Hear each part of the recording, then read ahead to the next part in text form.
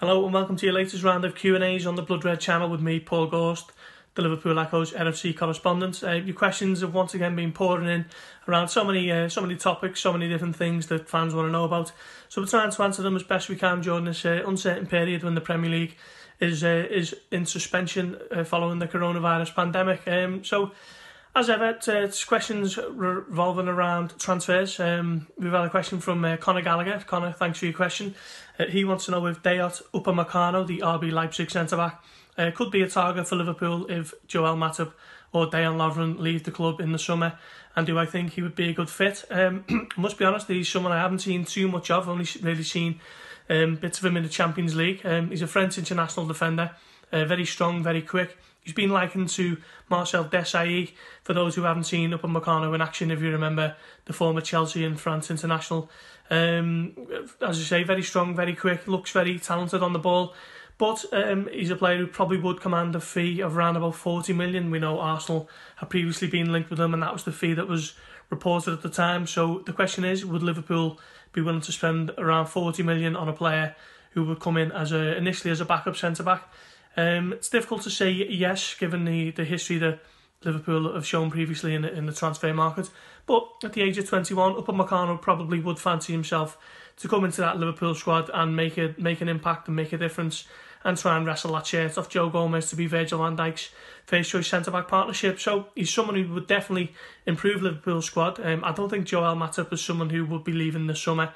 I think Dejan Lovren's future is certainly a little bit more up in the air, given the fact that he was subject of interest from Roma and AC Milan last summer, and very nearly left the club actually before Liverpool halted negotiations with Roma over what they perceived to be a few unsavoury negotiating tactics from the Italian club. Lovren could once again find himself the subject of interest this summer, which would perhaps send Liverpool into the transfer market for another centre-back. So Upamecano would tick a lot of boxes for Jurgen Klopp. In my view, the big one that possibly doesn't is over the transfer fee that he would command at this stage. But we know RB Leipzig is a club that Liverpool have negotiated with before, and it's a club who they do have a good relationship with.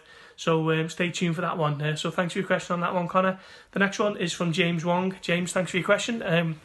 He's asking, are Yasser, Larouci and Adam Larouci set to step up next season as the reserve left-back role to Andy Robertson?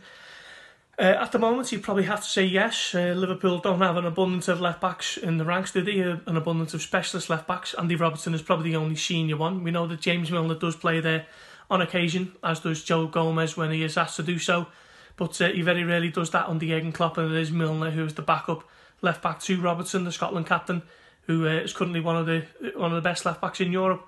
It's a big ask for Larouci or Lewis to come in and fill that void when Robertson doesn't play. Liverpool obviously lacks so much balance, so much threat down that left when Robertson doesn't feature. So Larouci and Lewis have some strides to go before they're ready to really provide some stiff competition for Robertson on a weekly basis. I think Larouci is probably the more likely out of the two to feature more next season. We know Adam Lewis played against Aston Villa in December in the Carabao Cup, but that was very much down to the first team being in Qatar for the Club World Cup. So Larouci, out of those two, is probably better placed to step up next season and play a little bit more.